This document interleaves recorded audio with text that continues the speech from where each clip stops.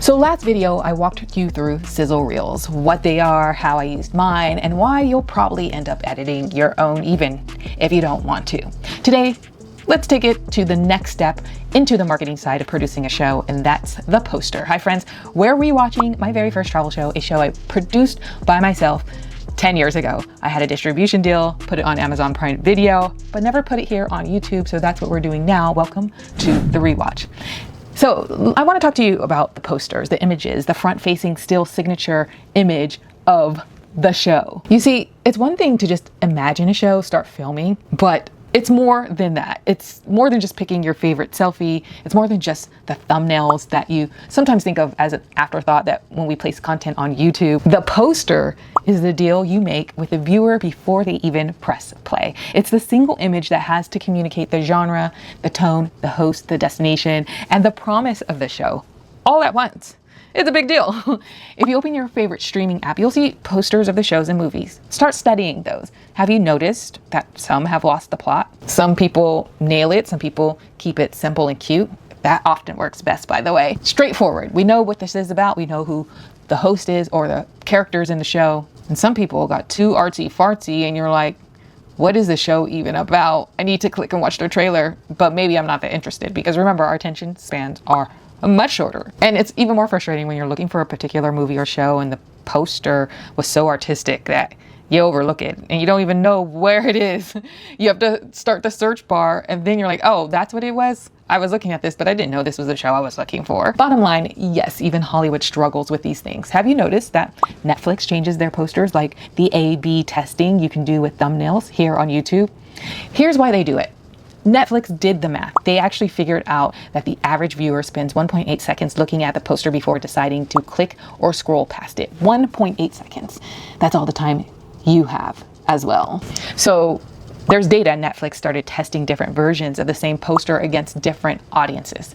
Romantic comedy fans see one face, action fans see a different one. Same show. They just want to get all the views. Different poster, because the right image in front of the right person for 1.8 seconds is the entire game.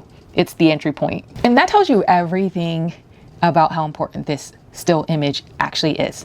Posters count. If you walk away from one thing from this video, you must know that. Posters are different than the thumbnail. They're more important than a thumbnail. And your series and show, each episode will have a thumbnail, but the poster is the main art. And in fact, it's the version of your work that lives forever. Even if you change it, that original poster will live on. It's going to be on your Roku app screens, on an Amazon Prime tile, on an IMDb page, in a press kit. Even if you update it, that old original one, the first one you push out, will always be there.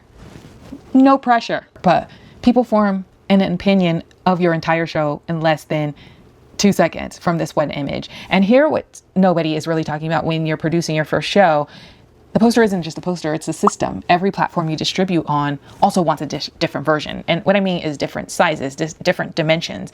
Amazon needs landscape, thumbnails, squares, all these different dimensions. If you send it to Apple or Roku, they have their own specs. YouTube has its own. Even Instagram Square does it differently. Think about it. Even if you share it on LinkedIn, each press release header is different from the email header. Are you going crazy? Are you getting intimidated? It's actually easier now than when I had to do it back then. Because when you start making this poster, you're actually committing to making 10 to 15 variations of the one design. So step 1 is picking the imagery and how it looks like. Step 2 is mastering it and how it will look in all different versions and dimensions, and how you can do it quickly, because if you get syndicated to another platform, they all have their own dimensions, like I mentioned, and you're just got to switch that poster around to fit there without looking wonky or crazy. Well, back in 2015, I did all of that manually, and it was very tedious. I'm talking about staying up late, being frustrated. I'm not a graphic designer. I couldn't afford a graphic designer. I had to figure this out myself. I did it in Canva, but Canva actually didn't have a way to do it as easy as it does it now. Lucky for you, now they do. You can do it within the same project. You can change the dimensions within the same project. You don't even have to open a new tab. That is a game changer. This is not even sponsored by Canva, but Canva is that girl. And if you are a content creator in any form, just pay the the less than $150 a year and get the pro. It really is a game changer. But back then I was the one staying up late, resizing the files. And of course you can pay a designer. Like I said, I didn't have the funds, but sometimes that outside voice actually takes away all the overthinking. Leaning on professionals with their specialties is something that actually the best strategy on how to level up. Not just freeing up your time, but leveling up your project, letting professionals with their specialty do their thing, and you win. You can do it all, but that doesn't mean you're good at doing everything.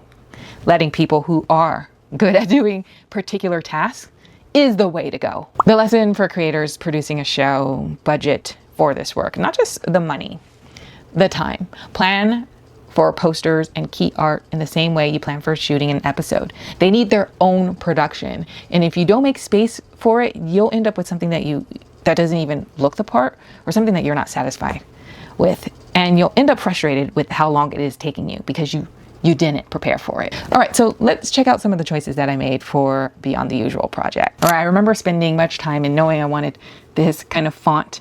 I created a brand kit. We can pull this up and we can see the font text, and we have a transparent form, just transparent. We have one with the tagline. It can be laid over videos like in some of the commercials that we saw in the previous episode. It can be overlaid, and this is why you need the transparent. You also need your theme colors. I remember spending time on that.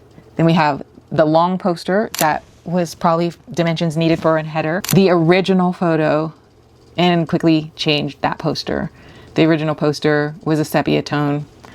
I don't know if even at that time that I was in love with this. I just knew that I needed a landscape picture, and that's what I had. I remember it being an afterthought and saying, yes, let's go with this. And that was the original poster.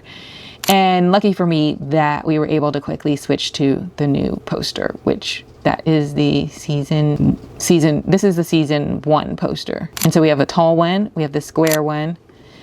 There was a press kit, and you can see the press kit has the season 2 poster on it. This one was actually in Portugal. The way I came up with that was looking at other people's posters on the platform and seeing how the main host was front and center. And I felt that was a nice picture, so that's what I went with. Yeah, so we have a 16:9. We have a Roku one. We have one that has we have the plain one, and then we have one that has where it's distributed, Amazon and Roku, and one just with Amazon. Let's see what other images we have. We have a clear logo, a transparent logo. This could be watermarked on videos for displays. We have a debut poster that has a date, and you can see all of these images. We can go on and on. The big takeaways here is that you are going to have to spend time thinking of a brand kit. Spend some time, but don't spend too much time. Do some research on the color schemes that you want, and then stick with it. Do not overthink it. I encourage you to use Canva. In Canva, you can create brand kits, you can create the fonts, you can create the colors, store it there, and then you'll be able to just use it across the board for any other project that you have. You can even go into your brand kit if you're working in another software or system and just copy that information, the hex codes, the specific colors that you chose. Canva can also help you determine a logo and an image. And once you spend a few hours working out that, then move on to the poster creation. And think about that. If you are using AI tools, use those to help you to solve it. But the thing is, the poster is going to remain. The poster is important. And give some thoughts. Create some space in production to just brainstorm and come up with this key art, because it is the lead to get people to click to watch your show. Next time, we get into the part that actually pays: distribution. I'm going to share with you how I got on Amazon Prime Video, but also how you can syndicate to multiple other platforms. Think celebrities and how they do that one show from the 90s and still get royalties today. This can be you if you create a project that is worthy of syndicating. We'll break that down a little more. I'll share with you what I learned about owning my own streaming channel that I wish I'd known before that. So I hope you'll join me. I'll see you in the next video.